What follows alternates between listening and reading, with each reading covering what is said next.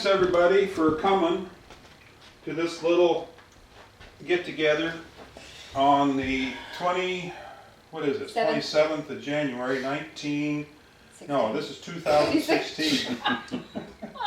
Give it the century. We're going to start this in 1970, or Reminisce. And so, and we're going to talk about when we're all up here in, San Francisco area, Santa Rosa, at the Coops in Santa Rosa, California.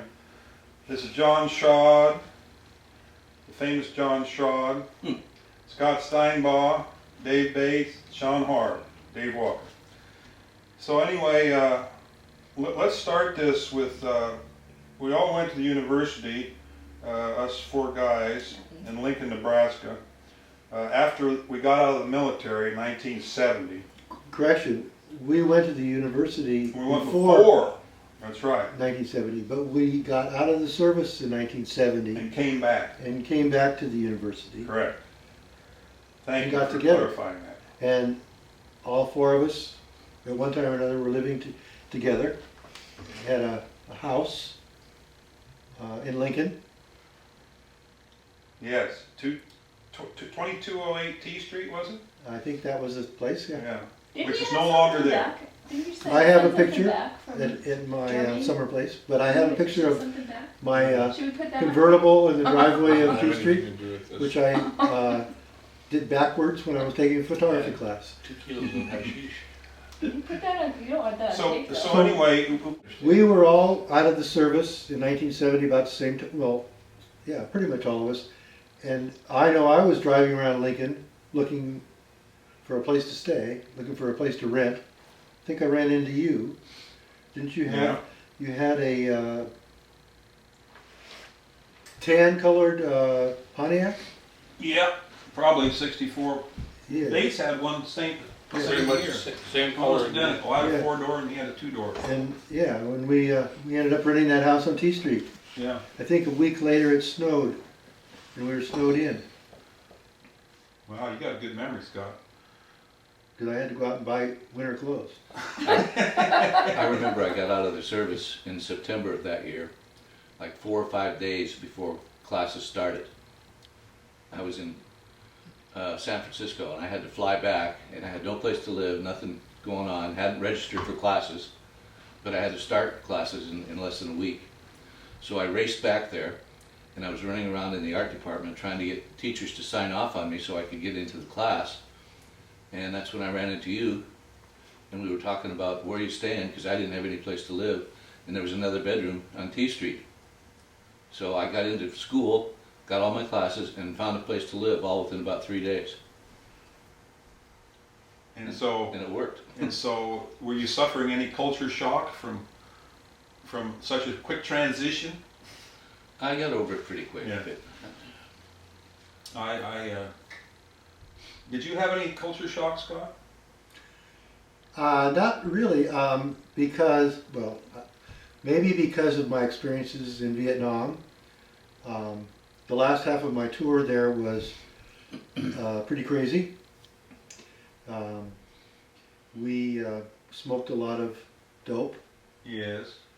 And so coming back to Lincoln, it was a matter of finding the same suppliers.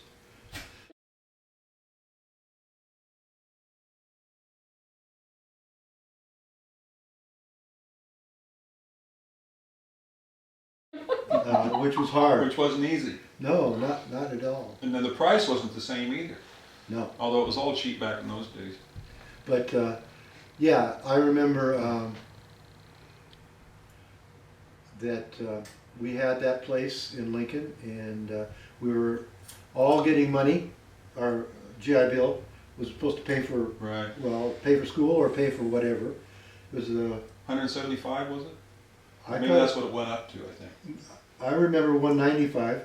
Oh, it was under 200. It was under 200, and that was how we had, split. 3 of us living there, and the rent was it $35 a month for a whole house? That's cheap. Or maybe it was $60 a month. Wow. But I remember that the furnace it wasn't forced air. It was a big thing in the middle of the kitchen floor, was it? I think so. Just the heat came up out of there and spread not so far through. The corners weren't very warm. No, Some of the back rooms weren't very warm. it was a very funky little house. The kitchen floor was at about a 40-degree angle. Oh, that's right. Yeah, the kitchen floor was. Didn't it? Yeah, it sagged. Yeah. Yeah, don't drop anything on the floor, it's gone forever. It rolls away. You know, one of the funny things I remember about that, and this isn't what you were asking for, Dave, but we were sitting around the kitchen table in that house, and we had an electric smoking machine. It had a wooden bowl, and then there was tubes, plastic tubes that went around and around and around, kind of like a trumpet or something, you know. And then there was a mouthpiece, and it was electric, and you could just turn it on, and it would suck the whatever was in the pipe. Was it a into the water bowl. bath? It was no, No, just no, there was no water to it at all. You just had an electric It just had, yeah, and we had turned that thing on, we filled it up with the stuff we were tobacco. smoking, and Oh, turned it yeah. on. And turned it on. Good stuff. We kept taking. I gotta get a pizza partner, go ahead. Taking turns going around toking off that thing, and this went on for I don't know half an hour or something. At least that seemed that long. What the hell is going on? Well, it turns out we were smoking the wooden bowl for about the last 15 minutes.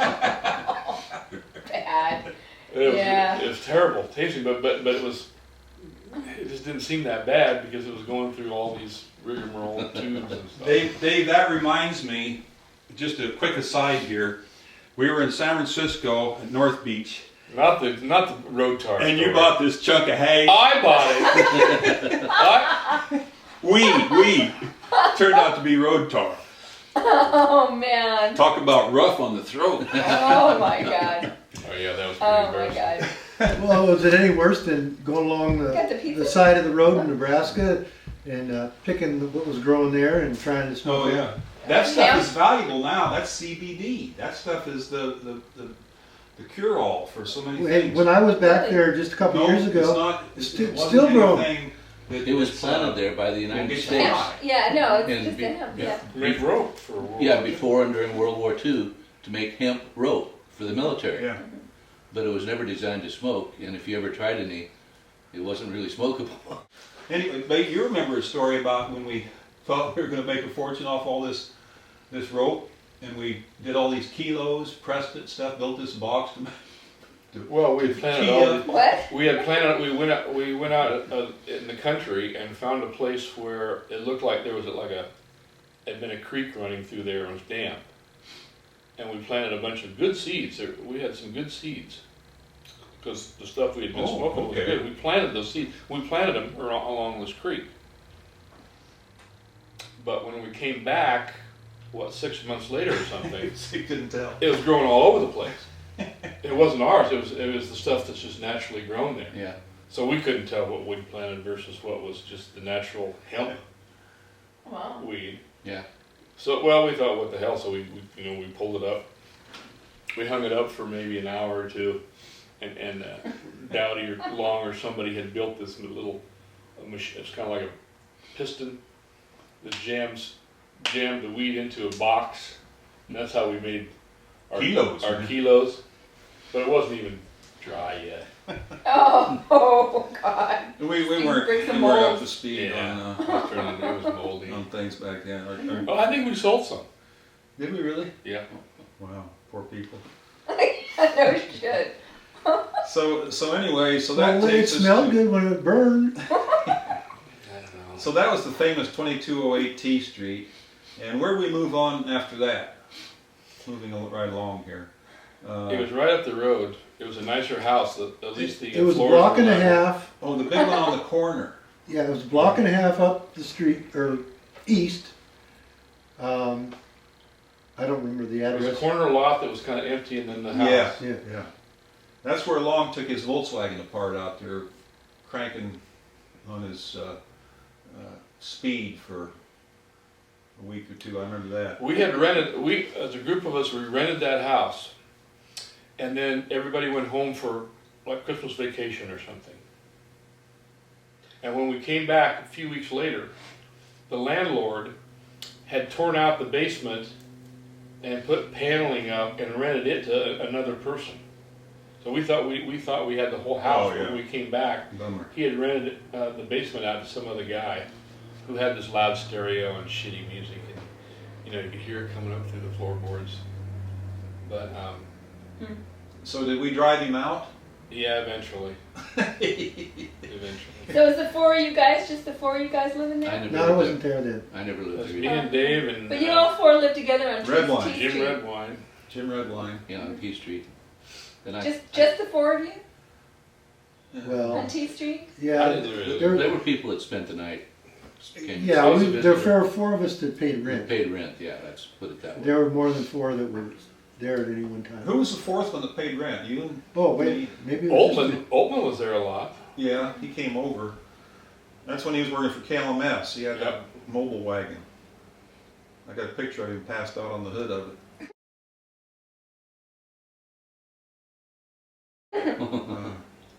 Classics with the KLMS all down the side of his mobile wagon. He did really well for himself, Bill did. Yeah. He became a television anchor person in some pretty big markets. Seattle, Salt Lake City. Yeah, that's when he was in that little bit in Gary Gilmore, I Want to Die. Remember that movie? And he was the anchor person that did a bit. He was on the news talking about Gary Gilmore wanted to die. He had this radio TV voice. Yeah, It was fake. yeah, it was He'd be talking along. This happened at T Street. projected. I'm sitting right next to him, and we're talking along, and the phone rings, he picks up, hello, this is Bill Holtman. And it just dropped like 2 octaves. Yeah, Immediately, just been answering the phone. he was, Went to his radio, TV voice. yeah, couldn't take a chance that it wasn't important. Yeah, he was a theater guy, so he was Yeah. into that acting thing. He was. In fact, he got out of the military pretending to be a gay guy, as I recall. He was not. Was it No. Jamie Forward? Was it Klinger? He was a Klinger? Well, I don't. He might even dress the part too, but I remember that. But he lived with us in that house on Holdridge. Yeah. He was working at the radio Oh, station man. then, or the TV, one of the other. John DeZerk used to come over there all the time, man. And those guys did a lot of dangerous drugs. Oh shit. I thought they were going to die one day. I was wondering what am I going to do with the bodies. I thought they were going to. Seriously, they were shooting stuff. I thought they were going to die in the kitchen. You know, they were. DeZerk was turning every shade of purple you could think of, man. After he was getting his rush. I can't remember which one it was. I went in the kitchen one time and there was this box of diet pills. And I looked at them and said, those are the same kind of diet pills my mother used to take. And I think it might have been Oldman, but they were capsules. And he would dump them out on a plate, and he had a razor blade, and he was separating all the little tiny capsule, little grains inside the pills. And he had one side was all this mixed stuff, and the other side was all these little white things. And I said, what are you doing? He said, well, they make these pills with speed. So if you chop them all up and get all the white ones off to one side, this is pure speed. Yeah, they had it down, man. Now, that same KLMS mobile wagon, we remember when I don't know who was involved, but we went into the dorms because we needed some furniture for our house. We got a table very much like this one. Yes, Little bigger. beautiful stuff. Round. And so we helped ourselves, loaded in the back of the KLMS mobile wagon, and took it to our house on Ag Campus and outfitted our dining room. And then we found out, as you were mentioning earlier, Dave, about the university found out that we were living off campus illegally because we weren't supposed to, we weren't of age or We whatever. had to take that table and hide it underneath the stairs in the basement. Yes, we were worried they're going to come out and inspect this house. What are we going to do with this stuff, you know? Yeah. And I think it was you, Ivan, that said, well, do you recall No. what your answer was? No, not It us. said, well, the most obvious thing is not to do anything with it. Just leave it there, then they probably won't even notice it. And so they Well, didn't, you know. That sounds like something I would. I thought we hid it underneath the stairs, but Well, no, it was because there was some big stuff there. Like I say, we had one nice big table and chairs, but yeah, they said that we were, what was it, Dave? We were procuring women for large numbers of men. the neighbors turned us in because we had, who was that little blonde gal that we painted her body? Really sweetheart. She used to play strip poker with us in the living room. Yeah. Problem was, she was 15 years old. Oh my God. We She didn't- was none of us knew shacked that. up with Altman upstairs, Yeah. and her dad came knocking at the door one morning, Yeah. one Sunday morning. That's how we found out how old she was. We didn't know. Mm. We thought she was just a college party girl. She was a wild She thing. was still in high school. If she even went to school. Yeah. Yeah, that was an interesting place on that campus. Well, your band used to come and park your bus on the lawn, and everybody would come in and be partying around the area there. Yeah, we were a nuisance So to the that was neighbors. part That was part of of the the reason. large numbers of men thing. Yeah. Now that was in 19, because I remember Nixon was running for office, for president, so that was 1978. Does that sound No, right? 67 or 68. 68. Because I went in the service in '68, and Yeah. that Holdridge House was before we went in the Right. service. Yeah. And so I remember sitting there watching We regressed. Nixon on TV Yeah. talking how he was going to get us out of the Vietnam War. And that Those was are the 19, days. so I just went in 68. Those days on Holdridge Street those were so fun freaking days. Yeah, they were. So when did John Erickson come into the picture? Was he John, on Holdridge Street? no, he was lived clear out on Vine Street somewhere. But was he with the radio station? No, No? that was Jack Boothink. Oh, okay. That was his cousin, who was out at KLMS, I think. Yeah, and he was. They call his name was. You remember his stage name? No. Jack Boothink. Something Jack or Jack something. Anyway, he had that same radio voice you're talking about. And I remember he used to come over and he'd drink beer and he'd eat sunflower seeds and smoke cigarettes, and he'd always sit the cigarette so it stood on the butt end, and there'd be sunflower seeds all over the place. God, I can't remember his name now. Glenn, Jack Glenn. Jack Glenn. Jack Glenn. That's Jack it. Glenn. It just popped into my head. I And knew that it. sweet little thing was his girlfriend, Janine Hardy, remember her? Yeah, Now, see, party. you're regressing here, Dave. She got We're hit supposed by to be starting off train. after Hit by the a war, train to Yeah, kill her? railroad and crossing. now we're all the way back before the war. Well, weren't we before the We're war? kind of tying some loose ends together. Yeah. Well, Yeah, so we can bounce back and forth. we were all together way then, and then somehow we managed, all survived The the Army? Vietnam War, and, And all went back to the University of Nebraska, went and all back ran to into each University other of on the Lincoln. campus. Yeah. And, Went back to our old haunts and Yeah. ran into each other. and here we are out here. And then Hooked up how'd you again. get out here? Who came out here first? He did. You did. Scott did. Scott. When he was married to Rosemary, they moved to San Francisco over in the Castro district. Well, yeah, that summer, going back to after on T Street, that's when I met Rosemary, and we moved in together, and you guys went on to that other place. And then during that summer, it was in late July, we got married, and Rosemary and I, and we drove that old green van of mine west.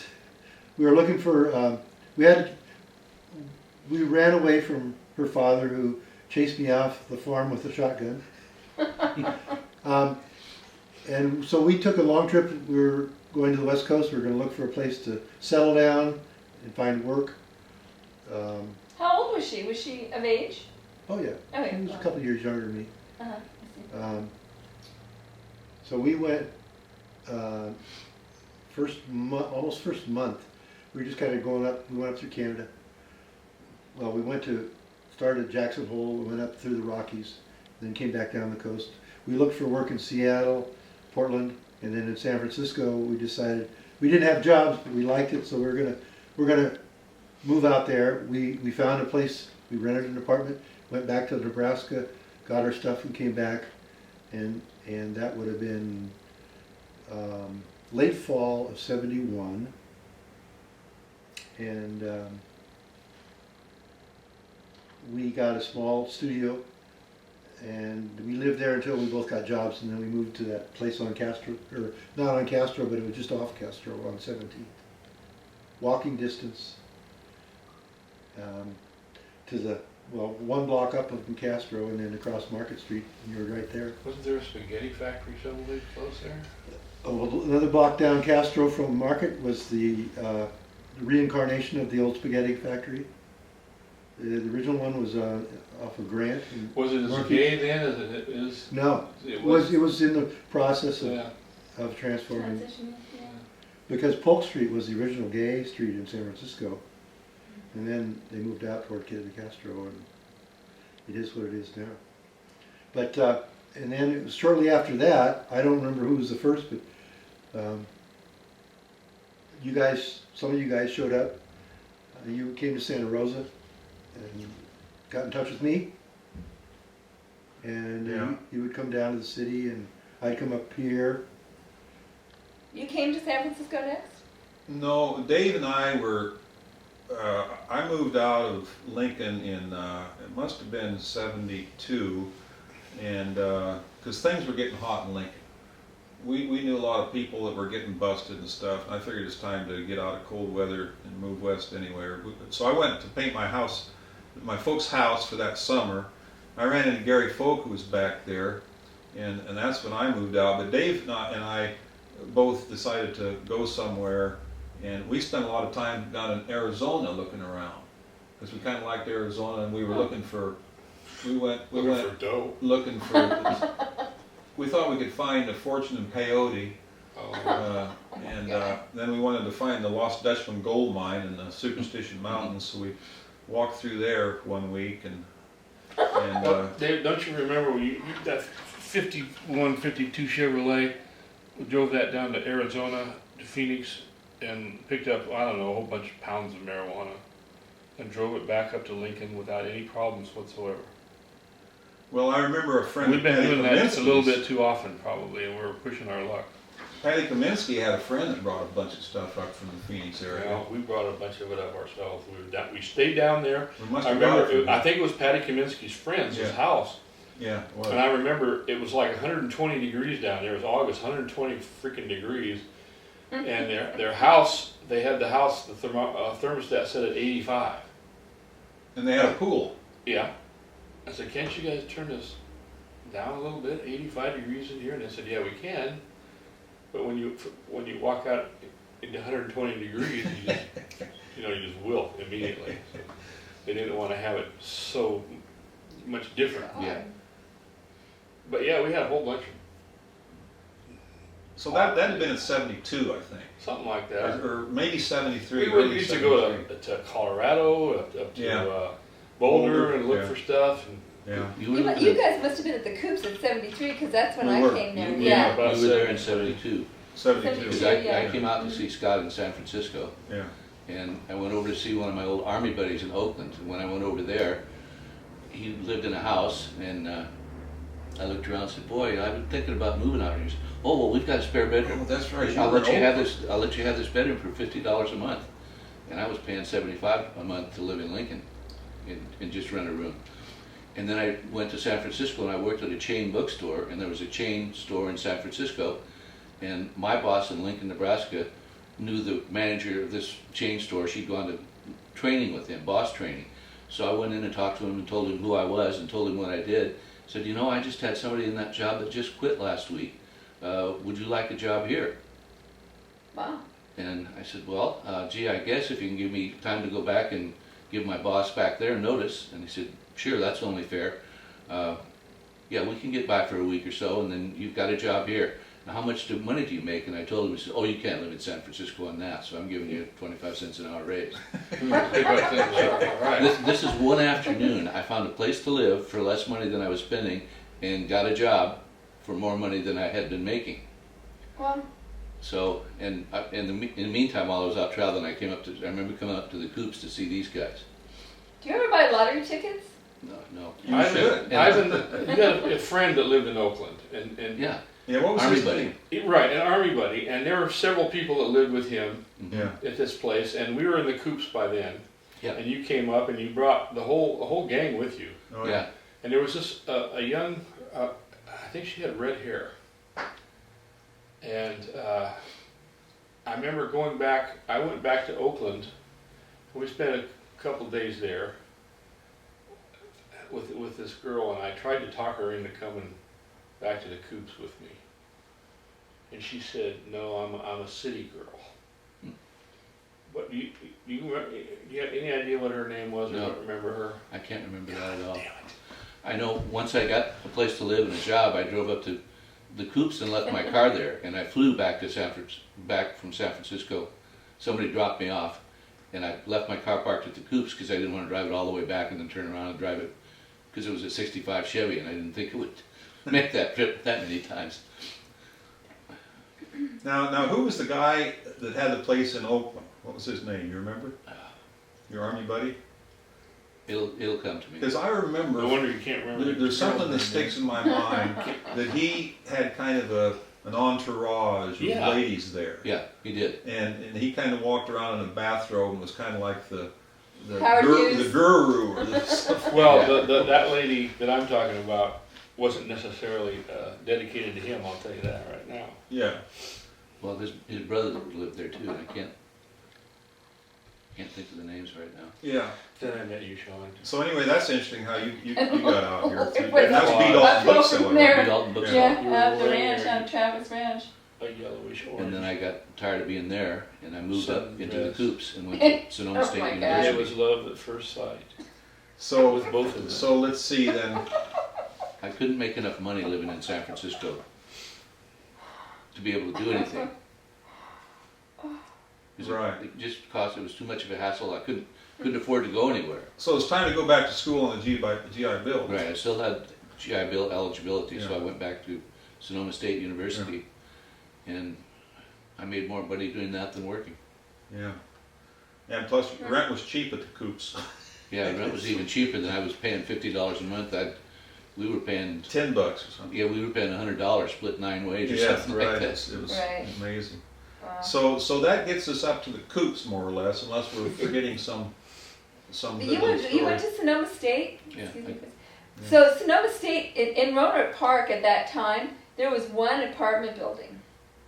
Do you recall that? I was there, I think it was in '72, and there was one apartment building in Roanoke Park. That was it. And then the beginnings of the school. Yeah, it was all like Very, mustard very- fields, you know. Yeah. To get there, we went down the Roanoke Park Expressway.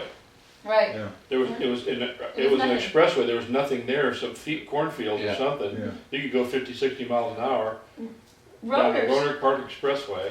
We spent most of our time at Cotati. Yeah. Mhm. Oh yeah. Yeah, there was in nothing the in Roanoke end, Park. So and- Sean, when did you come up? 72. I came late in 72.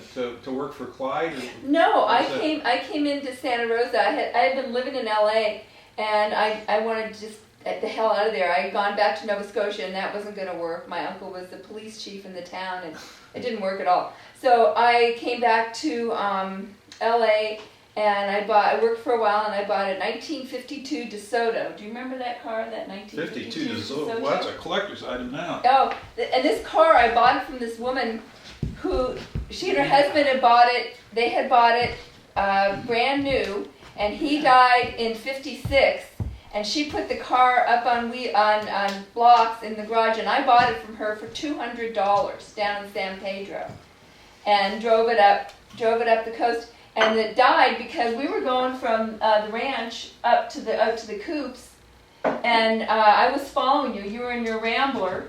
You had that green, what was that, 52 Rambler or something like that? 69. I think it was 59? a 59. 59 It was Rambler. my Donald Duck Donald car. Duck car, right? Exactly. So it was green, light green. Two-tone green. Yeah, and I was following you on Stony Point, and there was a truck up between us, and it was pulling a horse trailer. And the horse trailer came detached. The guy had, for a safety wire, he was using a coat hanger for a safety chain, and it came detached, and it drifted back and hit my DeSoto. And that thing saved my life. And if I'd been anything else, I would have been curtains. Shattered the windshield. I had one little piece of glass on my face, and that was it. The horse trailer went over sideways, and Now, where'd all the that time happen getting- on 116? at Stony Point and Sebastopol Road. Wow, right down here. Yeah, That was the end of the DeSoto? that was the end of the totaled it. Wow. Didn't last long, did it? So then what happened? Yeah. So then what happened? I don't know. Oh, but that was right after that. I had gone to work at the ranch. I Oh. was living in Santa Rosa on Orchard Street, and really? I came up here with the DeSoto, and I'd gone to the JC. I was camping at Sugarloaf, and went to the housing board at the JC and got a room, and I moved in. The woman across the street on Orchard Street was going with Barry Bongberg, and he was at a Travis Ranch, and they needed somebody to take, because Linda Fall Kane, who was the babysitter for the kids out there, she came right after Margaret was killed. She needed a 2-week vacation, and I went there, and she hadn't been doing anything. I mean, oh my God, when I got there, it was awful. It was just awful. And I was like the oldest of 4 kids, so I just walked in and took over, and got the kids back, and Claude was like, drunk and asleep. He couldn't function. How did you guys connect up with the ranch? That ranch out there? Claude's wife, who was murdered, Mm-hmm. was the sister of Dennis and Right, Joe. Major. Joe. Mm-hmm. right. And so you knew them from, how did you know them? David Camerzell was in the Navy with him. I see. And Camerzell was from Alliance. Alliance. Mhm. Yeah, so you Dave's knew all these hometown. guys. Yeah. Isn't he still around somewhere? I think so. Probably. So we all knew him, and then we met Dennis and Joe, and then we met Margaret. Remember Roger? Roger Friend? He Yeah. lived in Yeah. Pembroke. Oh yeah, the Yeah. horseshoe. Mhm. Right. Is he still? Do you know where he is? Is he still? What's happening? Anything? I don't know. Getting back for 1 second into Oakland, Chuck caught him. Chuck caught him. Cool. I don't remember his brother's name, but Yeah. I don't remember. What was the young redhead's name? I don't know. I knew several of them, but I can't remember any of them. Red. Red. Yeah. So let's I see. like That gets us to. These sides are good. So come on with the sides anytime. Yeah. So let's see. Now we're talking about Butler the Avenue. Coops. Uh-huh. Butler Avenue, Got to the Coops 72. because what's his name from Mullen was there. Gary Folk. Gary. Gary Folk found the place. He went down and gave old man Butler $100. He found it was vacant because we were living right down the street on Stony Point in this terrible place. And That's where the highway patrolman was, right? He owned the property. yeah, I think he was our You had, neighbor.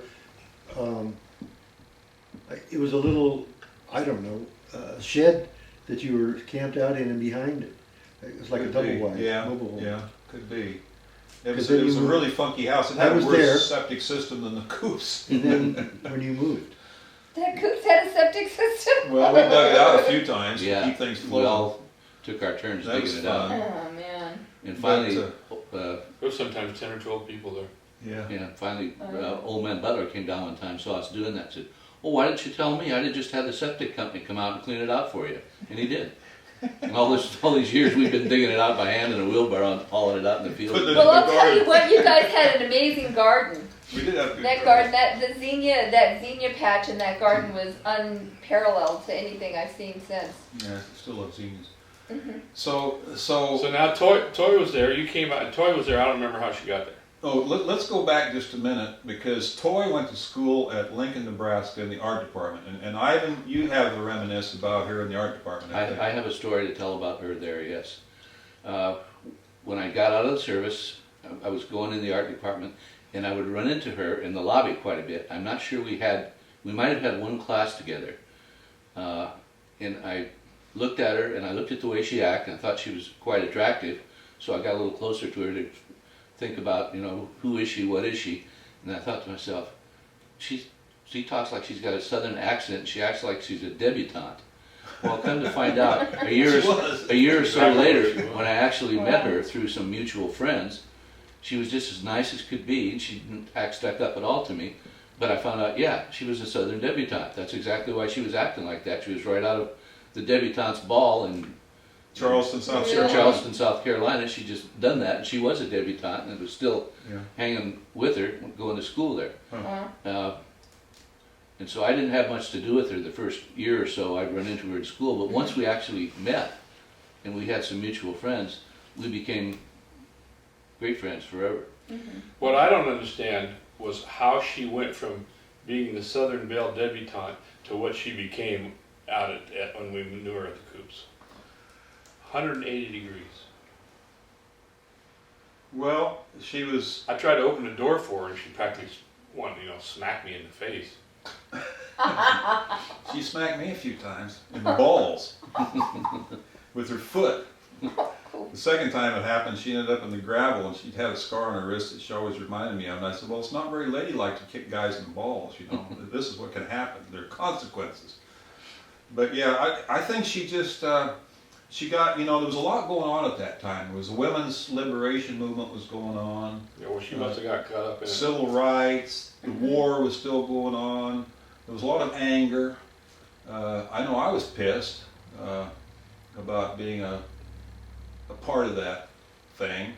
And she was a military brat. That's right. And so she kind of just rejected it, you know. And she was torn actually between the two, because she had this southern sort of lady facade thing, part of her, but then there was this rebel part of her that was more contemporary, because she really didn't like the racist stuff that went on in South Carolina. We used to talk about that. You know? And I think she was trying to start to fit in more in the Lincoln, Nebraska culture. As I remember before you, she had a boyfriend there, Rick Wakeman. Yeah.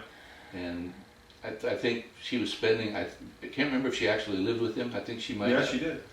And With Ray McCauley and Sybil, mhm. that little blonde, cute little blonde-headed gal. They all lived in that house. Yeah, and I think because of that, she made the transition to be more like them. And I don't know, this is a little aside, but when they used to talk about Richard Wakeman and Toy Suddeth, it was Dick's toy and Toy's Dick. Yeah, yeah. Well, I was pretty amazed, because when I first, she really got my attention was at Casey's bar that used to be a hangout that we all know or knew, and in Lincoln. In Lincoln. And she was smiling at me over the countertop, you know, the booth that she was sitting in. So the next thing I knew, we were hooked up in Cooper's bedroom, and then I found out that she was living with this Richard Wakeman at the same time. And I thought, holy cow, you know, that's a little bit, I don't know, what's the word for that, you know?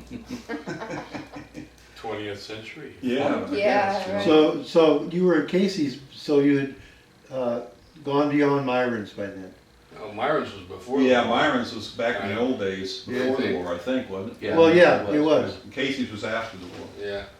I remember Mike Murphy, who, you remember him, Scott? He was in basic with us from Lincoln, and he got out because his dad was a preacher, and he got out on a, what do you call that? He didn't like to Conscientious. kill people or something, you know? And he had a head shop right next to Casey's when we got out, and he came up to me once and says, I hope you don't hold it against me that I got out of the service. And I said, no, it's all right, whatever, you know. But he was selling opium under the counter at that head shop, all Well- kinds of stuff, back in 72 Lincoln. Oh, You could get away with a lot of stuff back then. The oh cops, yeah. Cops hasn't wised up yet. Yeah, yeah. So anyway, getting back to the Coops, where were we? We were 72, 73. 72. So the first time you came over to the Coops, Sean, was, now wait a minute, you were working out at the At ranch the Travis Ranch. and for Claude, and so how did you get to meet us Coop Through folk? through David, he came out Dave with was out there, right. Camerzell, I think. Camerzell. See, what it was after Margaret was killed, it was like a big party out there. Right. And Suzanne Falkine, did I call her? I think I called her Linda Yeah, it before. was Suzanne Fouquet, Suzanne but she came Fouquet. after you. Nope, she was there before me. She No, was after. David. I was there to take her place No, you took somebody's place, but it wasn't with Suzanne. Suzanne. I think I I It don't was remember think so. Suzanne. that. It was Suzanne Sean? Falkine. I remember distinctly because she was really pissed, and I think she came back after we left and ripped off all my stuff because she was really pissed at me because I took her job. I took her job, and because I was only supposed to be there for 2 weeks, and I pulled it together and had the kids being like a family and you know cooking meals, and she never cooked. It was a big And so then she got really mad at me I wish for taking Claude her was job. still alive. 'Cause Now, how did you I find think out you're about wrong. maybe- Suzanne came maybe, after you She left. did not. You're repeating yourself, but when I I asked never you left. this, but how did you Well, get we that left- job we out left there, the- Sean? Through Karen. Karen. Karen. Bomberg. Yeah, Barry Okay. Bongberg's girlfriend Whom he married, and they lived together up on Fitch Mountain Yeah. Road in for years. Healdsburg. Yeah, Okay. yeah, Well, and that was the connection. Okay. yeah, and then I went out there, and then we had the place. We had to have the place exercised. It was like so. Yeah, that was scary. That was really a scary place. Now to she think was about it. killed by a relative, wasn't she? That was out of that It was Tascadero or something. Claude's. No, he ended up doing time in the Tuscadero State Hospital, but it was Claude's cousin's boyfriend, and he had been I think it was like a year and a half, 2 years prior to the murder. He had been in a car accident where his wife and 3 children were killed. So he was traumatized. He and was screwed up. like all screwed up. 16 ways from Sunday, But and he was so- out there in the middle of nowhere, and So why do you think that he targeted Margaret? because of her, being alive and being there with the kids. She was a beautiful woman, wasn't she? Yeah, well, pictures showed that she was a But I mean, really a lovely nice person. beautiful. Her paintings said that she was. Her kids said that she was a beautiful person. Yeah, I met her, I remember that. I Yeah, have me one of her too. paintings. Oh, cool. We traded. I never met her. She was, I You think know, she was way John dead Ivan, before if you- Viber went out there. I don't know if you'd be interested, but I know Pamela Lee would probably really love. She's really solid. Claudine and Chris are both way screwed up. Way screwed up. But at some point, it would be really wonderful if you could give that to Pamela Lee. She has very little that was her mother's. Only what Deborah Lee took from that house. Well, she could make coffee. You could make copies or something. No, she can have it. It's a piece of plywood, and it's just smears of paint all over it. It's not actual. Doesn't matter. Yeah. Pamela Lee would really relish that. Yeah, Margaret gave it to me, and I said, "Oh, thank you." And I leaned it against the wall in a couple places I lived, and it's been in my shed. I never really have hung it, so it's certainly. I know Pamela Lee would really love to have it. Now that place was haunted. People said To that. high heaven. So Dave, you had To some high experiences heaven. with that, didn't you? I think I recall you telling me something about you thought it was something that made you believe it might be haunted that you experienced. You remember that? Sean, we slept there a whole bunch of times in that old house. I never was able to sleep there by myself. One night, everybody was gone. Frank was gone. Deborah Lee was gone. Barry was gone. Barry and Karen were gone. You were somewhere else. And I was upstairs in that bedroom. And I tried to go to sleep. And Was I that just the same bedroom she was no, killed in? it was but Deborah Lee and Frank's bedroom was the bedroom she was killed in. Oh. And that I swear to God, I went running out of that house screaming. So you heard sounds or what? It was just everything. It was everything. It was the sounds. It was the feeling. She wasn't the first one who died in that house. Oh my God. First of all, Anna Lee Travis, who was who was Claude's uncle's, but Anna Lee Travis was like he practiced witchcraft. Apparently, he had burned pentangles into the ground, and he fell out of the upstairs window and broke his neck. Pearl had a heart attack at the stove in the kitchen. That was Bert's wife. Bert was sitting in the solarium downstairs, and they had one of those old ship hooks that was hanging from the ceiling, and it fell and hit him on the head and killed him. Holy cow. So that house had like several deaths in it. I wonder if it's still there. No, Got it torn down? it's vineyard. Oh. All that area, the whole ranch is vineyard now. Wow. The whole place. Even So- the house Claude lived in was. I went out there just not too long ago. I actually walked out to the very place that it was. I walked out into the vineyard. Wow. One of the guys, the vineyard workers, was there, and we were Man, talking we had about some it. good times out there. There's a bunch of, we just hung out, just partied all the time. Claude had to go to work. He was the only guy working at it. Yeah. The rest of us were just fucking Yeah, I remember. pitching horseshoes and playing But ping he pong. was cool. He was cool. Yeah. He kind of looked like Marlon Brando, I always thought, you know. He had a real movie star kind of look to him. My personal remembrance of Claude. So anyway, okay, so that's the Travis place. Now, Yeah. getting back Did to gig out there one time. you have some stories, babe? Want to Oh, share? nothing I'd like to talk about right now. Okay. So where are we now? Now we're at the Coops again, and so Sean started coming over to the Coops. Now, what do you recall of Toy, Sean? Well, Yeah. I remember her. She had 2 cats. They were light colored Oh, cats. yeah, the Kansas City Kansas Kitties. City, Kansas City, Kansas, and the Kansas City, Missouri. Yeah, I did a painting of them. Yep, and she would carry them around by their tails. I remember her carrying them by their tails, and they would just like go, they would just go relax, and she would pick them up by their tails and carry them around. I remember her walking. I had this distinct vision of her walking in the garden. It doesn't hurt them. Yeah, and with all these big bed of zinnias, and her carrying these cats upside down. Holy cow, I don't remember that. But that's something that would stick in one's mind. Yeah, wouldn't you it think? totally Stuck stuck in your my mind. yeah, it stuck in my mind. You remember that, Ivan? Toy carrying cats by the Kansas City Kitties by the tail? By the tails? No. You don't? Maybe she only did it a couple times just for your pleasure. I don't know. Who knows? Who knows? Maybe it was only the one time. God only knows. But I remember her carrying them, and I remember asking her. You know, she goes, "Oh no, they like it. It really relaxes them."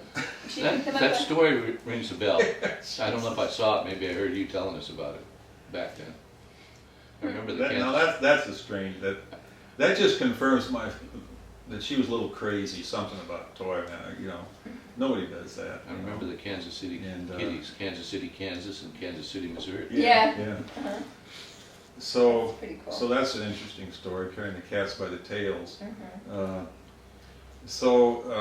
Any other things you can recall about oddities like that, about toy?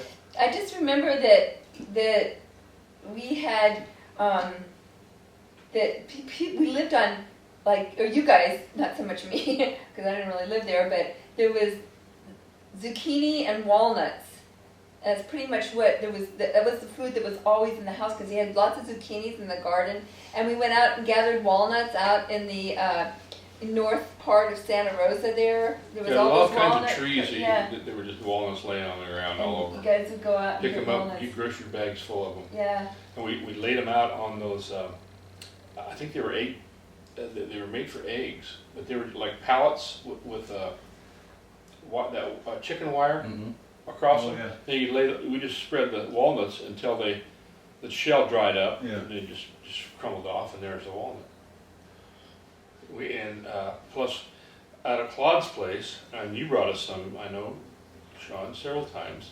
There was a Gravenstein apple Apples. ranch Mhm. out there, Oh, right next to Claude's property. Yeah.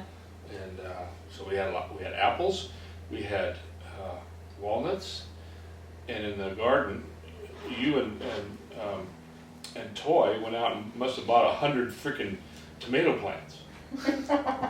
Because we had tomatoes up the wazoo. So we ate a lot of what's that, ratatouille, with tomatoes, onions, and Walnuts. squash. Uh-huh. Yeah. yeah, that goes a long way. Cheese. We'd go steal cheese from the supermarket.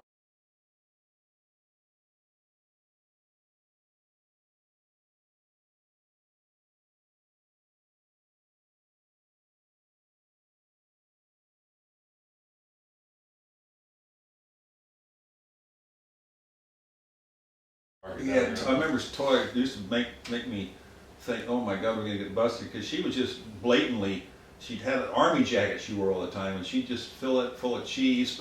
The cheese. God. I like the Munster. She loved cheese. I never liked cheese much, but she got me into it because she loved cheese. Mm. Well, So we drank a lot of We beer lived pretty cheap. because we used to have this wonderful country market right across the street where Bar and market. bar and market, and we always had Had pool easy tables. access to Lucky Lager. And beer was cheap back 99 cents a six pack. then. Lucky Oh, Lager had the little The cap had the cap Game had in it. that little quiz game Yeah. thing. You know, I forget what they call them. There's a TV show that did the same thing. Mm-hmm. Symbols and letters to make some kind of It- saying. Yeah, Wheel of Fortune or something? it was No, not really. Oh, okay. but it was something like that. It'd be little pictures, and you'd see part of a word, and Oh, yeah. then a picture right. of something. Oh, yeah. And I remember one, was it number 69 was Richard Nixon. If you put it together, it was Richard Nixon. Well, yeah, they all had a number. Yeah. Yeah. See, we had tons of those caps. We were saving them for a while. None of us liked the beer, but we liked the cat game. The beer wasn't that bad. I didn't care for Drank it. a lot of Lucky Lager. Well, I did too, because I liked playing the cat game. Well, plus you got a buzz, right? Yeah. What I liked Just about like it is the that taste there was An there Almaden was wine. you, there was No good. Dave Walker and Dave Camerzell, and then John Ivan, and you'd all go over to the store, and they always just called him Dave because they thought everybody that lived over there was named Dave. That was pretty good. They called me the beautiful blonde. Who was it? Rodney that lived up front. He always called Rodney, me yes? the beautiful Didn't I blonde. tell you it was Rodney? Yeah, Rodney, okay. Sugar Yeah. booger. I mean, that's what he used to call his girlfriend, a little sugar booger.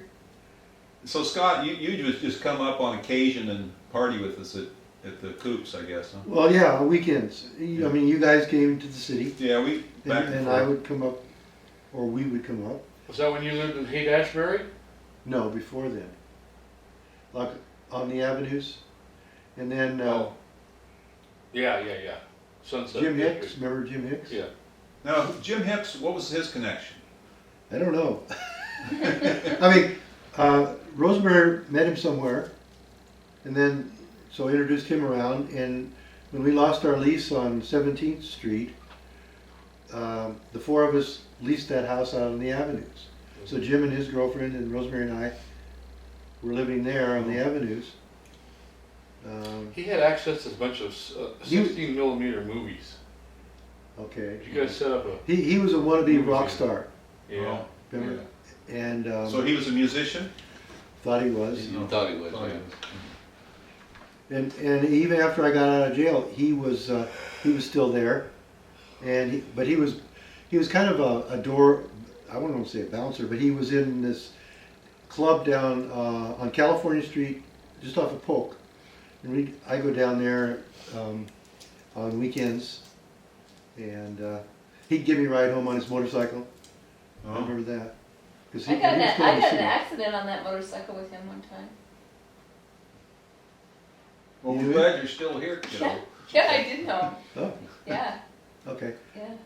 Anyway, We had a Thanksgiving dinner there at your house one time, and we were served trout instead of turkey. Really? who was Who, fishing? who else was? Well, Steve Strand was there lacing our marijuana cigarettes with PCP, Okay. and I don't remember much else except I remember we watched some movies because Jim? Jim had a bunch of these big old things with 16 millimeter movies, and there was a projector there, and we watched them. And you guys said, I think you guys had some egg crates or something on the walls for some reason. Sound. Didn't know. Oh, yeah, that was the room you were telling me about, Scott. Oh, well, oh yeah, we, down in the Yeah. lower level, we Yeah. soundproofed this room because Right. they wanted to practice their music with Right. this band. That's And not- we had like walls this thick of soundproofing material. The neighbors still heard us though. Well, I think that's where we were watching the movie. And, cause they didn't renew we had a 1-year lease and we had to leave there after. Oh, yeah. Oh, wow. I think we were there several times when you were there. Didn't you guys live together at Clayton and Page? Mhm. So you lived there too, didn't The you? two of us, yeah. Mm-hmm. But you were working at the bookstore then. Did you come back and work there? then? No, I was working at Letterman Army Medical Center. Oh, that's right, that's right. I worked at the bookstore, and then I went to college, and then the summer after college, I got a job with the Corps of Engineers working at the Warm Springs Dam. Oh, And You then- worked on the Warren Springs Dam? Well, doing landscaping, not on the dam. They shut down the dam project, but the roads were in danger because there were just all these bare hills. So they agreed to let the Corps go in there and plant bushes on the hills to keep the landslides from coming down. Huh. And that's what I did for one summer. That was good timing on your part too, because I remember I tried to get that job and I didn't get it.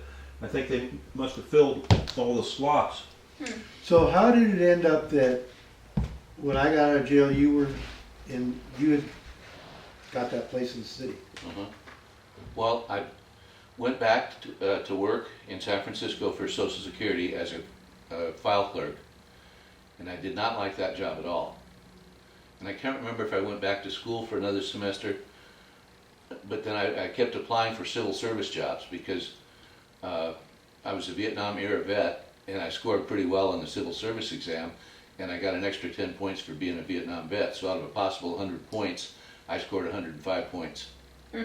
So I was always the #1 interviewee, and I got a job at Letterman Army Medical Center, and then I needed a place to live. So I found that place on Clayton and Page, and that was about, you needed a place to live, and it was big enough. Is that where we stomped grapes? Yes, That's what I thought. Just stomp grapes. I call up it Haight there? Ashbury. You were there. Where's the Haight Ashbury? I It was don't remember close. stomping grapes up in our there. kitchen.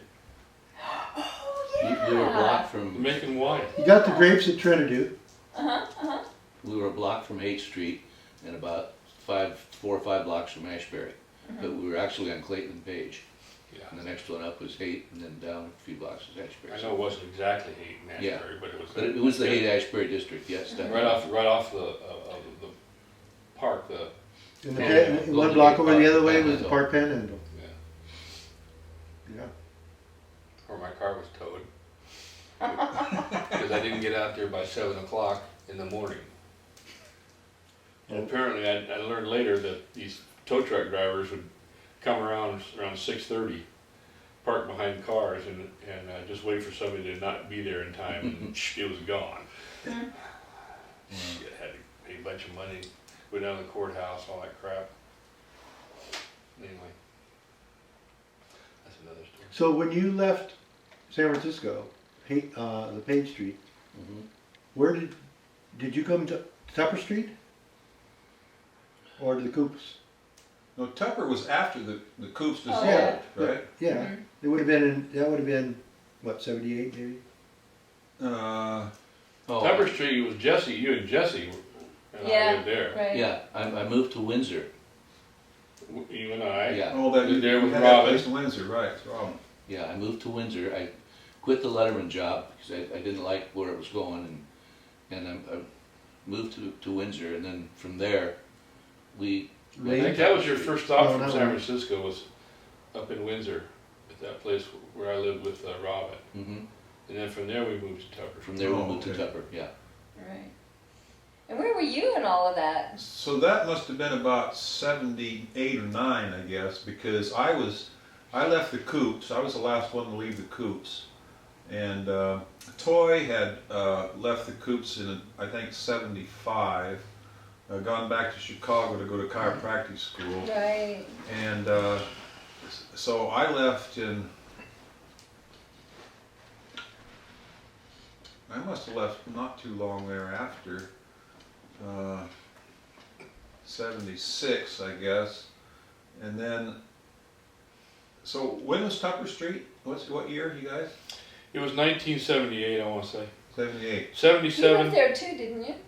No, I was basically living out of my car. I had a station wagon, and I'd gotten that land up in Shasta, Right. The so house on Labath. I was up there back and forth. Yeah. Oh, you guys were on That the was land. 1977 because that was the drought here, the big bad Mhm. drought. Yeah. So that Yeah, was you Labath. guys were over on the Right. Bath. Mhm. Yeah, that lasted about a month. No, we were there for about a year.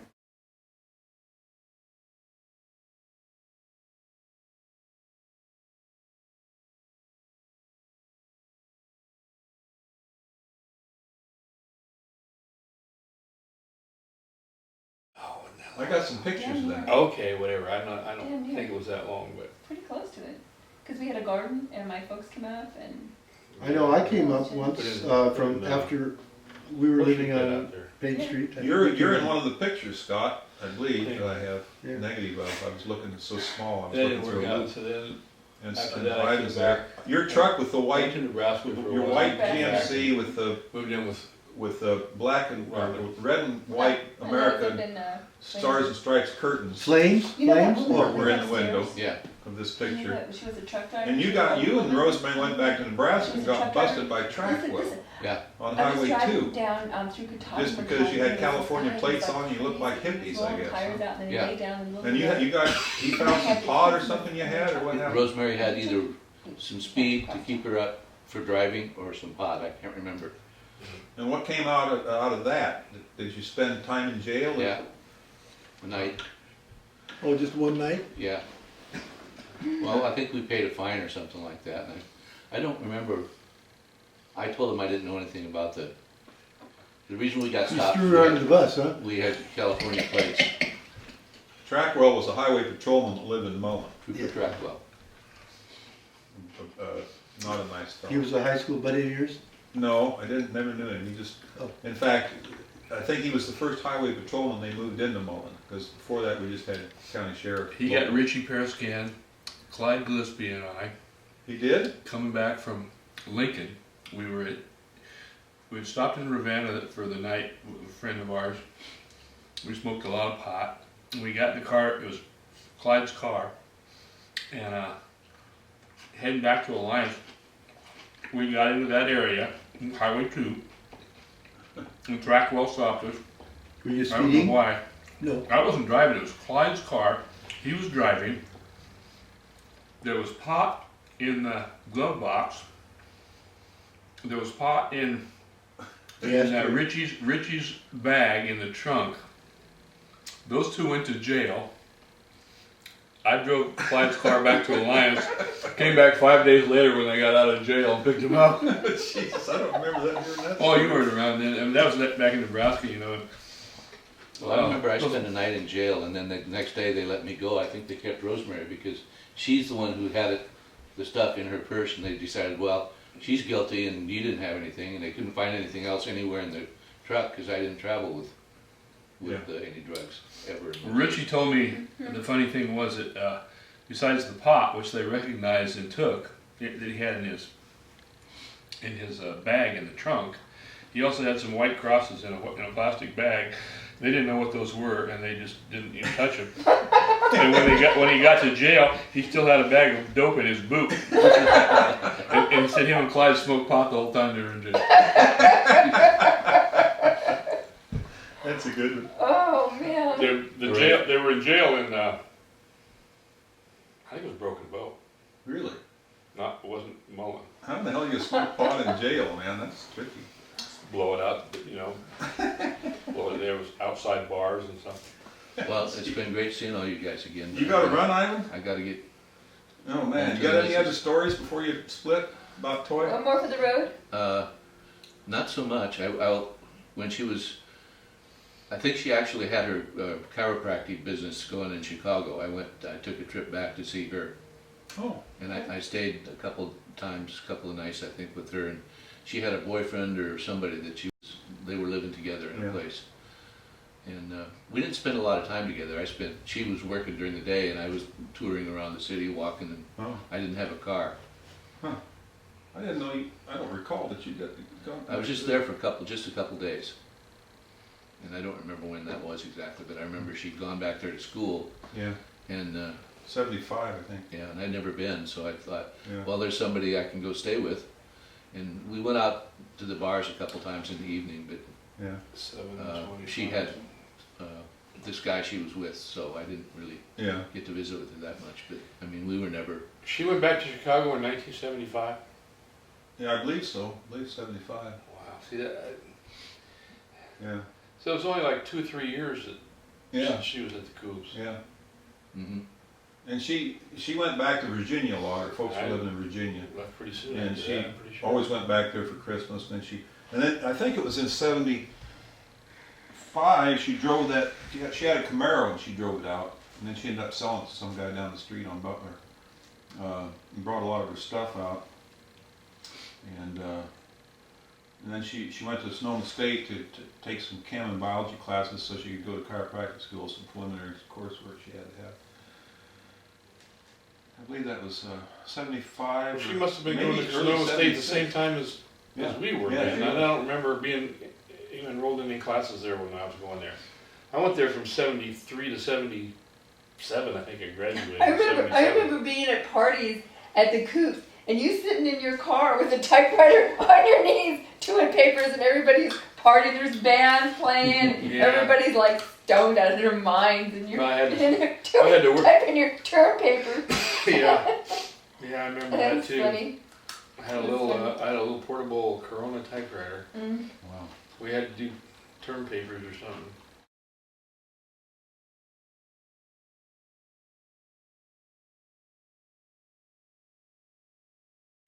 Yeah, I remember that. And the was garden really party was comical. about to happen, I had to get it done. Yeah, oh yeah, the garden parties. You guys had great garden parties.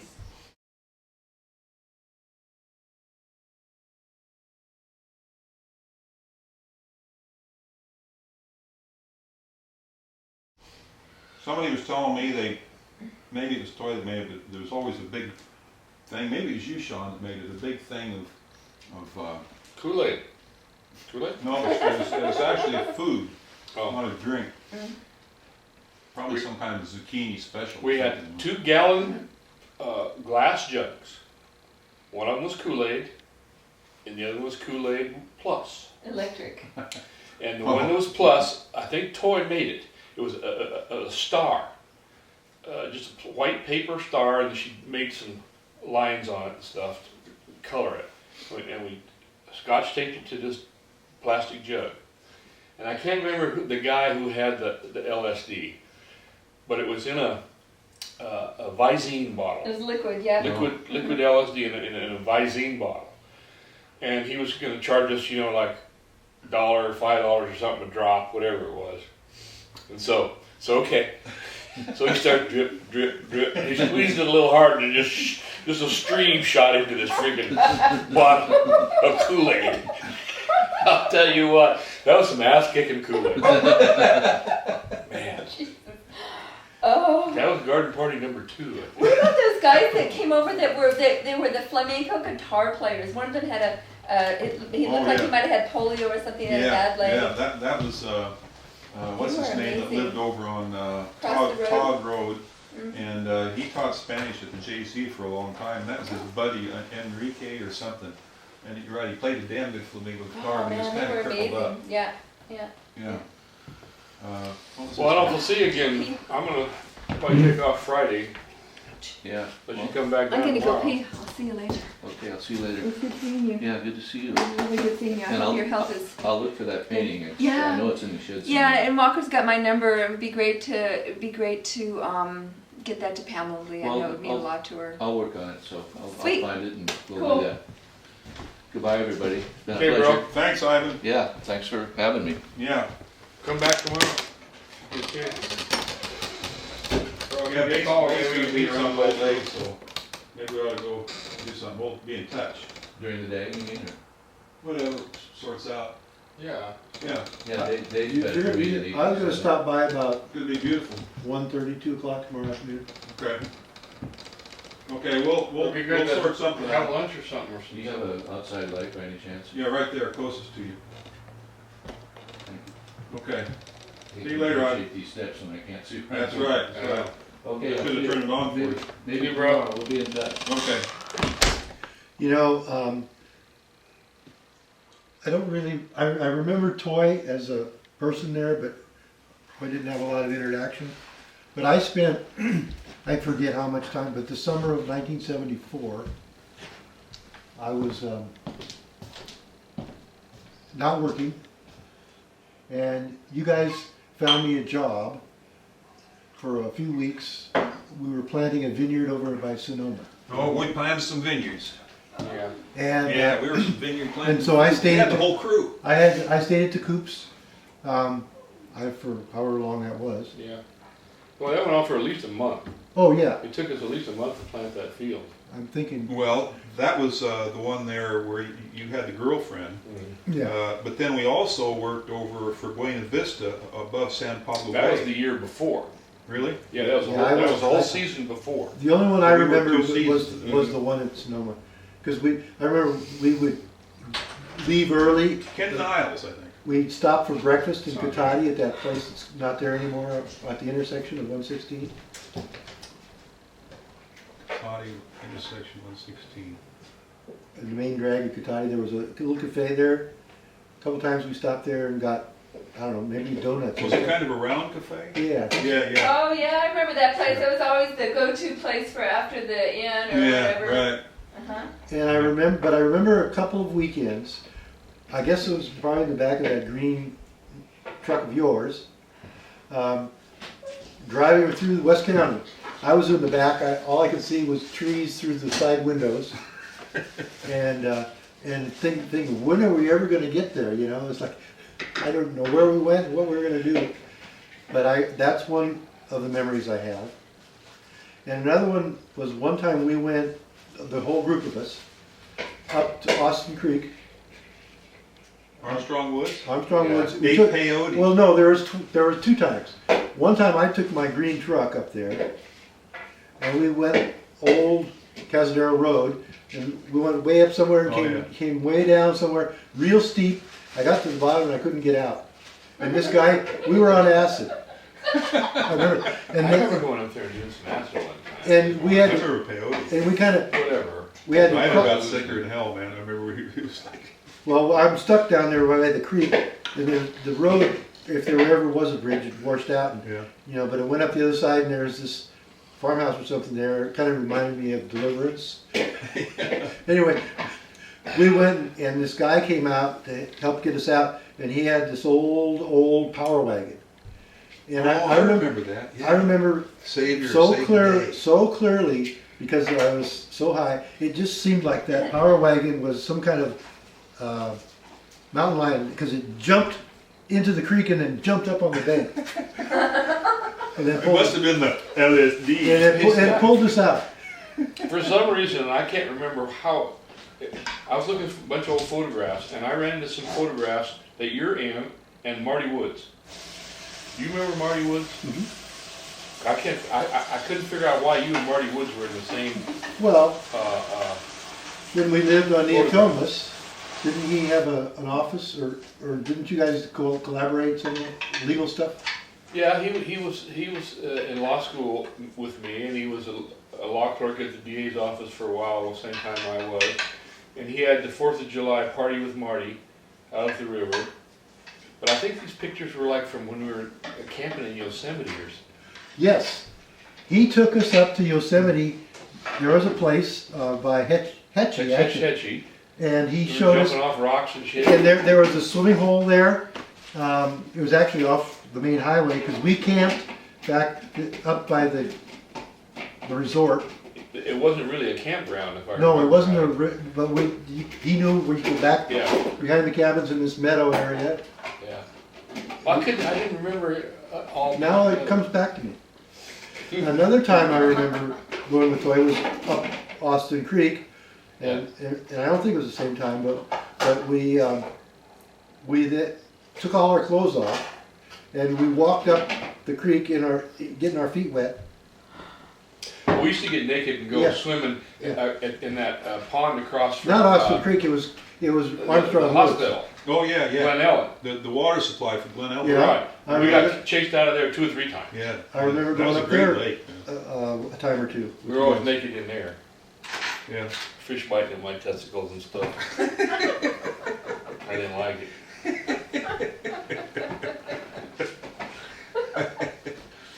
Maybe they Yeah, I were- remember that water Could have been supply up there snakes. was illegal, but we, Yeah, there's a big old sign, trespassers will be violated, Yeah. or something like that. yeah, that was popular. That was a nice spot. We went there several times, just Yeah. for that reason. Just Yeah. drove over there and parked across the way, down a little bit closer to the hospital, walked across the road, jumped over the fence, Yeah. and you didn't have to walk very far, and there's that nice, beautiful reservoir. Yeah, it was hidden. 'Cause you were Kind, yeah, Well, you can isn't see it from it the a road. park now? A state park, county park or something? Where? it's probably still a Say- water this- supply. Glen Ellen. In Glen Ellen, I don't know that. Yeah, area. right across I from think- the state hospital. Well, there was an article in the paper about it just last couple of Somebody weeks. knocking on your door? No, that's me cutting pizza. Oh. There was an article in the Press Democrat about Take some of that this with you. lady Couldn't eat hikes her, pizza. walks her dog up around this lake. There was near Glen Ellen, by the developmental center, Yeah. up there, Yeah, the crazy hospital. yeah. And so what was the gist of the article? About access to to that location. Oh, so now it's public access? Either it is now, or she has special Oh, dispensation to go there. hmm. She was walking her dog in the article. Hmm. But that was, anyway, the last time I remember Toy was that summer of, I know it was 1974, because that's my last free summer. She had no problem getting naked. Well, She had no problem about a lot of things. Well, a lot of people weren't like that, especially where I come from. Well, I remember one of the big rift that happened with us, because that woman you were talking about with the dark curly hair Mm-hmm. and her husband, Mm-hmm. she and Toy had a thing with them, a threesome. Mm-hmm. And she told me about I it wanted in, 6 months later. but all I got was the dark-haired girl. I tried. I mean, I didn't wanna I tell you could that, go on Dave, with stories about Toy, about some of the crazy, you know. When she went back to Chicago, looking for chiropractic schools. We went up to Portland area and stuff, and she was looking at school up there, but she decided on Chicago. I guess she wanted the action in the big city.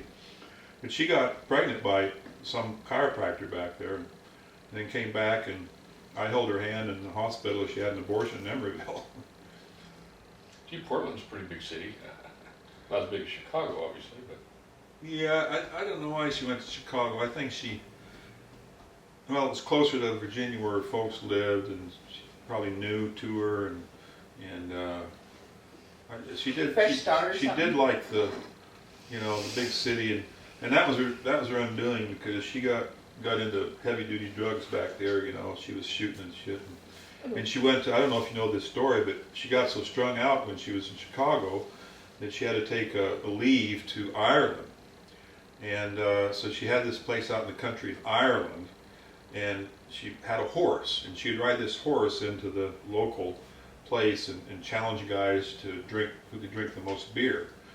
And so this is when she's supposed to be drying out and getting square, so she come back to Chicago and be a good chiropractor again. And she got thrown off the horse when she was in Ireland, and it screwed up her back, so she could never really do her chiropractic well after that. And I think it led her more deeply into her drugs. Did she OD? Is that how she died? No, she got cancer. I think she got uterine cancer. cervical or uterine. Cervical or something. That killed her. Yeah, Oh. it killed her. She died in '97. She was 46. Wow. And just to show you how crazy she was, I mean, Toy had a lot of great attributes too, but she had this streak in her that was really insane. When she was fighting that cancer, she would still go out and party. And I remember she's telling me about, she got date raped one night. And then she bought this Jaguar. She loved her Jaguar car. In fact, she wanted to give it to me. And I told her, if you gave it to me, I'd trade it for a pickup. Pissed her off, says, I'm not going to give it to you. So anyway, she got busted for speeding in her Jaguar, got in a fight with the cops, resisting arrest. They threw her in jail. And this is when she's got cancer. She's, trying to deal with this huge... Then she went to Mexico to try to get the cure. And she used to call me up when I lived up in Cloverdale and talk for wee hours in the night. That's when I was with Mary. She wanted me to come back and see her one last time. I said, I can't, I'm living with Mary. She was all pissed off at me. But I went Who's all back. pissed off, Mary or Toy? Toy would call me up at wee hours in the night. I know, and but talk to you me. said she was all pissed off. Mary at me. was. Well, no. Toy was mad because I wouldn't come back Oh. and see her in Chicago. Oh. And I said, I can't because I'm living with... I thought it was Mary was pissed. Well, I was unclear, sorry. It was Toy. No, Mary, I said, Toy's dying of cancer, give her a break. She says, come on, what are you doing talking to her for wee hours? I said, well, she's lonely. I mean, I could hear her walking on the floors in her house in Charleston, with all dressed up and no place to go, with her high heels clacking on the wooden floor, and, drinking her double malt scotch and She smoking was not cigarettes. dealing with her cancer. She was not dealing with anything. No, she was Yeah. crazy. Bless her heart. Well, in those days, I don't know about today, but that's pretty deadly stuff. That kind of cancer. Or maybe they had told her, Well, they told my dad he had a year to live, and he lasted about 14 months or something, but he didn't stop trying to have a good time. oh, well, yeah, if you're not gonna get better, I guess you can't get any worse. Well, anyway, Wow. everybody has their own idea. Bless her heart. I had no idea she was that twisted up. Yeah, she was. I mean, I was pretty young then. I was like 4 years younger than her, I think. I have to share with you that the part of my reason for doing this 5-year and thank you guys for sharing with me on this video, this 5-year sort of remembrance memoir, is because I've thought about our relationship, because she wrote me, I mean, I got a whole box full, I saved all her letters. She wrote me, you know, till the day she died. And the last thing she said, she says, "I love you, David, I've always loved you," you know. So it kind of makes me feel guilty about what could I have done, you know, to have made her fly more, whatever you want to call it, you know, less crazy. And I don't think I could have done anything, you know. I think she was who she was, you know. Because I remember sending her information on AA, because, you know, she was an alcoholic, she was a drug addict, she was smoked cigarettes, Camels like crazy, you know. Ate, you know, when we lived at the coop, she was really into this health thing. She never smoked cigarettes, because I wouldn't be with so many, but she David, smoked a lot of the only thing you could have done was to go with her to Chicago or wherever she went. Maybe you could have done something. Yeah. There's nothing, I mean, that was the only thing. And I mean, I don't, that was all you could have possibly done. yeah. Because when she was with you, she was, I think you kept her under control to a certain extent. I remember once you told me, Dave, you said, "Walker, can't you keep her under control?" Yeah, You remember that time? I don't remember specifically, but I can certainly remember saying something like that, maybe more than once. Yeah. And I said, "She's who she is," you know. But Yeah, she was just, I don't know. Some people just have that wild instinct. Walker, I gotta say, as a woman who has been prone to make bad decisions in my life, just flying by the seat of my pants without a care for anyone or anything, that there's nothing that anyone can do. That there's nothing anyone could have done to have steered me in a different direction. It's just, I believe it's something that's completely karmic. I mean, if you believe in that, if you don't believe in that, just believe that there's nothing anybody can do. I tried to save my sister. There's things that person's got to go through. Yeah, that's what I came down to in the end, Sean, because my sister, you know, I lost her at 53, and she had a bad marriage, and I remember back there talking to her, I said, "Laverna, come out to California, get away from this bad situation, and I'll be the big brother and give you a new life and protect you," and she wouldn't do it. No. But there's that abused woman syndrome, too, that they talk about, you know. Yeah, that's a tough position for anyone. But I thought about taking my brother-in-law on a hunting trip and shooting him, you know, and I thought, no, people have their own karma to work out, you know. I'll bet you That's that right. not a week went And they were by. good news.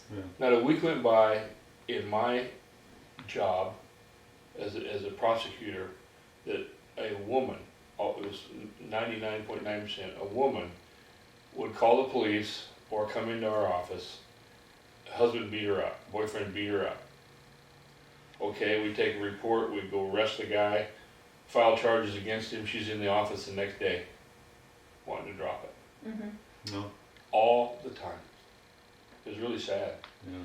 And we had a trial. I remember one trial, we had this gal from the Casa de Esperanza. It was a women's shelter. And over the years, this woman had become an expert in that field of women's, the syndrome, whatever they call it now, I can't think of what they call it now, the syndrome, where they get beat up. Abused woman syndrome. They come back, get abused again, come back, et cetera, et cetera. And we had her, this woman that has happened to, we said, "Screw this, we're going to take this one to trial." Well, she gets on the witness stand and makes everything seem like she ran into the door and fell down and hurt herself and stuff like that.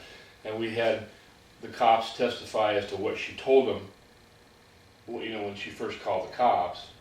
And then we had this woman who was supposedly an expert in the syndrome testify as to why this happens. And that jury just, you know what, they said, "What the fuck are we doing here? If she doesn't care, neither do we." And they acquitted that guy, and he walked away. Yeah, because ultimately a woman needs to walk away from it, get the hell out of there. Why do you hang, you know? But it's easier said than done for a woman to leave the situation. It's kind of like the Stockholm syndrome, where you know, an abused person, It's simple. it you know, has an Starts affinity to for the identify abuser, yeah, with her. because they've been, it's been ingrained in them to have no self-worth, and that they deserve this for some reason. I mean, all these things they're real thoughts in a person's head, and they don't feel like they deserve to have anything better or different, and it's their fault somehow. Yeah. Well, I know when I got out of the service, I don't know if Scott was pissed off, but I was pissed off just because being the abused warrior and, you know, Fuck yeah, you all guys that must have all stuff. been pissed. And so I wasn't the perfect person to be with Toy because I was mad, and so I didn't show her the affection that she needed. For one thing, I was kind of hard-assed, you know, and we just partied. Still are, you know. David. Well, I guess Yeah. that speaks to something about me. You got a rough edge. You And guys it's not in a negative way. Always You got a- seem pretty you got a tight rough to me. edge. I know. You gotta, yeah. Yeah, I know I do. You know, I'll say Susie's a sweetheart because I'm not the easiest person to get along with. But she loves you anyway. And she's got a real sweet temper. She loves you anyway. And Toy and I mean, our relationship, as you probably gathered, is quite tempestuous, you know. But How many times she kicked you in the balls? well, the second time she ended up in the gravel. The Yeah, first I know. time it was the old Casey's, and I probably deserved it because I think I said something. We're all standing around in a circle, and somebody we were bullshitting, you know. And somebody said, "Oh, maybe you shouldn't say something because there's a lady here." And I said, "I don't see any ladies. I got one in the ball." But you know what, David? You kind of evoked that because I remember I hit you one time. I hit you one time too over on Tepper Street. I was drunk and I cold cocked you. You said something that set me off, and I cold cocked you, and you took me and threw me in the shower. Really? In the bathroom, yeah. Where was this? And you said, and on Tepper Street. Tupper? Don't you remember? Do you remember that, David? It was Oh, no. wicked. I was Tupper Street? Yeah, on Tupper Street. I had been drinking, and you said something that set me off, and I cold cocked you right in the mouth, Holy cow! gave you a bloody lip, and you saw red and dragged me into the bathroom and threw me in the shower, turned it on. It was lovely scene. Thanks for sharing that. Yeah, right. So glad I That could bring up speaks some to good something about memories. me. But There was a little bit of schizophrenia with the girl. with Toy. Toy. sit over here, Dave, so you can be on camera. I mean, in one sense, she wanted to be thought of herself as a lady. Yeah. On the other hand, not the kind of lady that you open the door for and still put up on a pedestal. As you found out, Yes. because you almost got cold cocked for opening the door for her. Well, I mean, she let me have it to let me know that she didn't need that. Yeah. She could open her own damn door. Yeah, liberated woman. The other time she So, kicked that's no me. lady, that's Toy. Yeah, the other time she kicked me. Well, that's what I said. I don't see any ladies here. You know, I got it. And the other time, the third time, I remember I picked her up at the airport in San Francisco, and I was chatting with some gal there, just biding the time, and she saw me and she came over and kicked me in the balls. Wow. Maybe I was a little bit late or something for meeting her at the gate or something. Anyway, but that was the only 3 times I recall. Wow. But the second time was in the parking lot there at the Coops, and I grabbed her foot. I caught her. I knew it was coming, and flipped her over, and she landed in the gravel and put a scar on the back of her hand that she always reminded me of. I said, "Well, these are the consequences." So anyway, I don't know. You know, like I say, Dave, I could have moved to Chicago and sacrificed myself to try to save her, but I wasn't into that. Well, was she asking you to move or just visit? Well, I mean, You don't know. She'd have loved me to move back there, you know.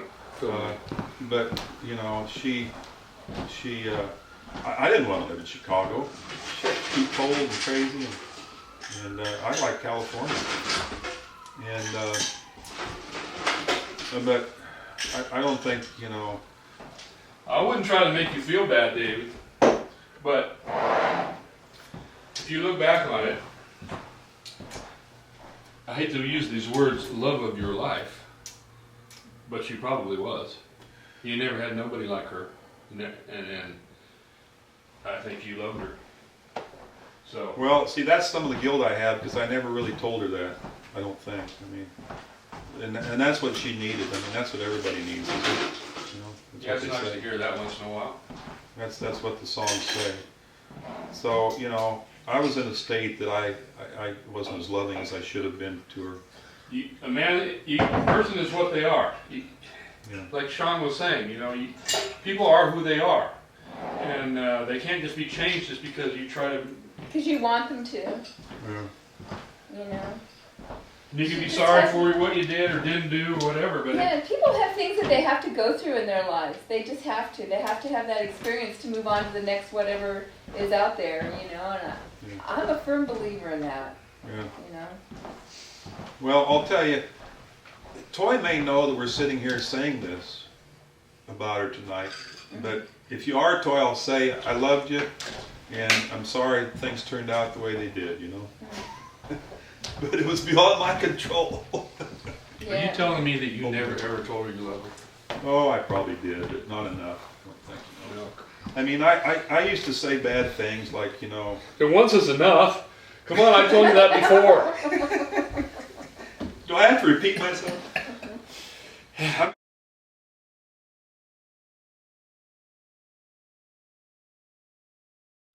There's a great story about what women want, and sometime when we're not on camera, I'll tell you the story. It's a wonderful I think story. you told me that story once when I was out at your place in your little slipstream. the land there. Airstream. Yeah. I think you went through that whole What a Woman Wants. Mm-hmm, Too bad. Well, someday we'll get it on tape because that Yeah, it's you a had great that story. good. That, you It's got a good that story. good. Yeah. It's a good story. And maybe I should Put it pay in more your book. attention to it. Mm-hmm. Put it in my book, yeah. Yeah. First the book, then the movie. Yeah. Yeah, First so- the ride. I want to ride my horse up to Oregon. I want George Clooney to play me. And I want Matt Damon, maybe Matt Damon. J-Lo is gonna play me. I like Jennifer Lawrence. Jennifer Lawrence, I don't know who she is. Do you? Oh, you do too. Who is she? She's that An long actress. gal that was in the game. What do they call that? Hunger Games. Hunger Games. Oh, right. Uh-huh. Yeah. Yeah. And American American Hustle. Hustle. And Joy is a movie now that's out on Yeah. theaters. I wasn't too keen on Joy. And Yeah, I've it's never kind of seen flat. it. I saw it, I didn't You think think, it's kind of flat? Yeah. Yeah. But I've seen her not advertised, but interviewed on Charlie Rose. I watch Charlie Rose all the time. Mm-hmm. And I find out I can get Charlie Rose on the afternoon, like 3 or 4 o'clock in the afternoon. I think it's the night before his program. Otherwise, it comes on at midnight. But I still watch it on anyway. I like Donald Rumsfeld was on today. I turned the sound down. I saw Rumsfeld. Put on some Jimi Hendrix. Rumsfeld was on either Fallon or one of those late, either Jimmy Yeah. Fallon I think it was Jimmy Fallon. At least, that was the commercial. I didn't see it. I saw him. Yeah, I watched it. Hell, George W. Bush couldn't even take.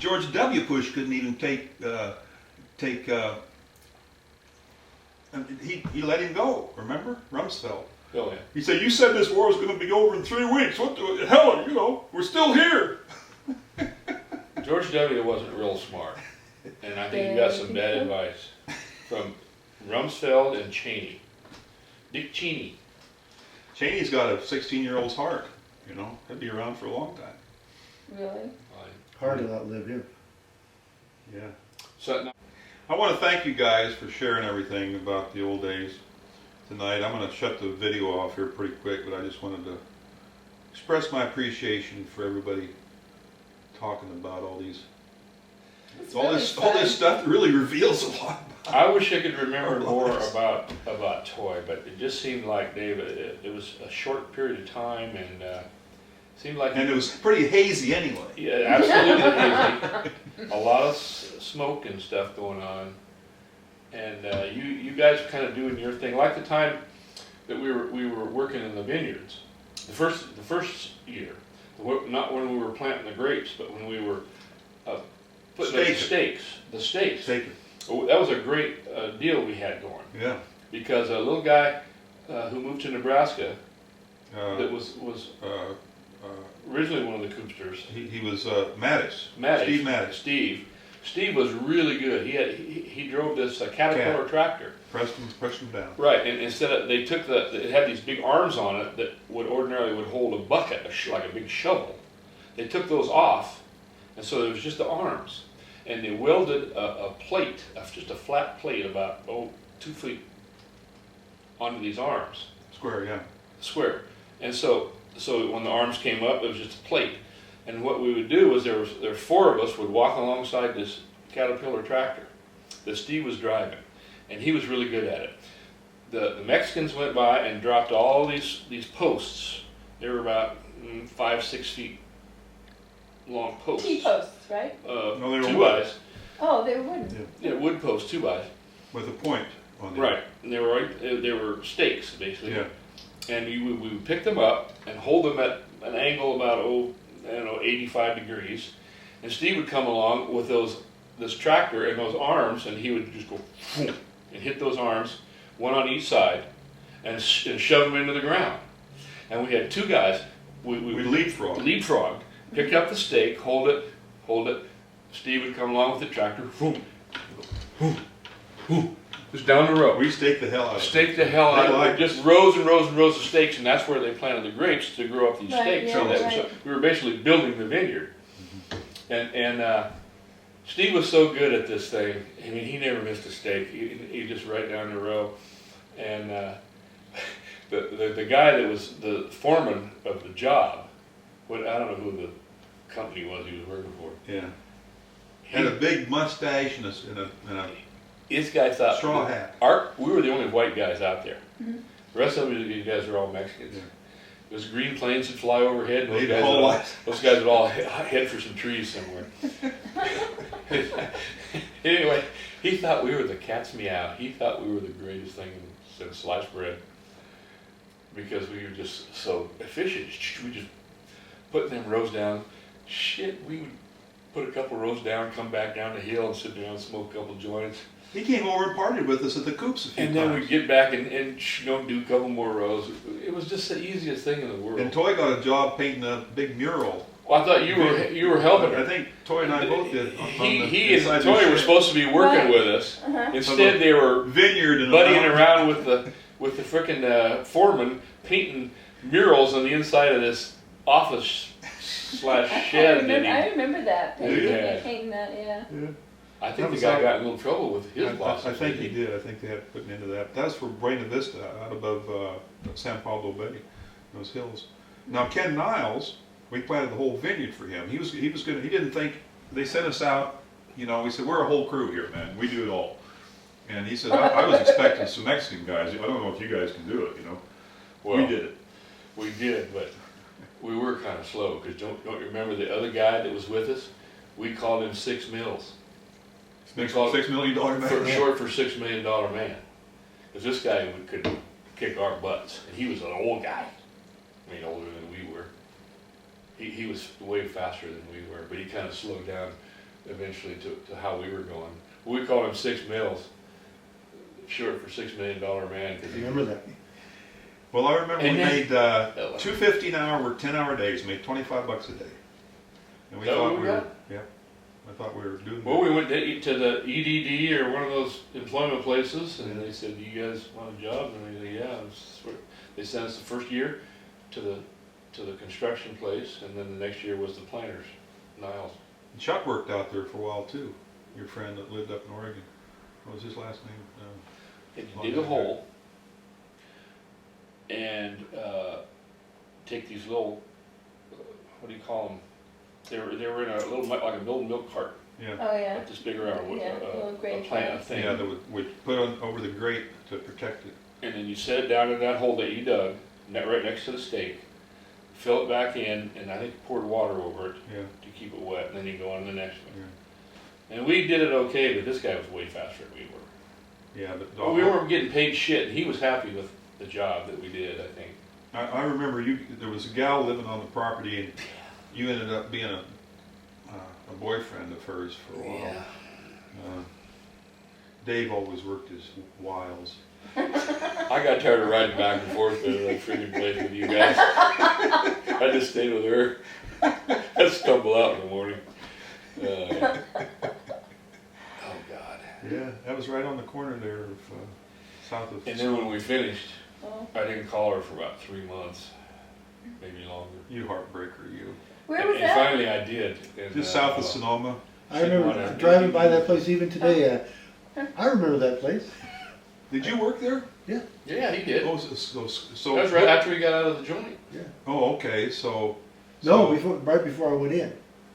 I thought it was just after you got out. So it's you and me and us and Maddox, huh? 4 of us? I don't remember Maddox. I do, because Maddox almost quit. And I said, come on, man, quit being a wimp. Because it was bust-ass, 10-hour day. There In the was, sun. and there was another guy And I kept him Lived on near the working. He was Hacienda glad, Bridge. man, because it taught me some Who else worked there? ethic. I don't know his Was, name. was Ivan there? Wasn't Ivan there? Maybe Gary Folk, I don't know. No, but there was a guy Carrie lived out God, by I remember him. Hacienda. By the Bridge? by the bridge. He was working with us. So anyway, I think the video is about probably done. We've been sitting here Well, you for... shut it off a long time ago. No, I was just going to let it run out. Well, thanks for doing this, Dave. Thanks for, pulling together. It's kind of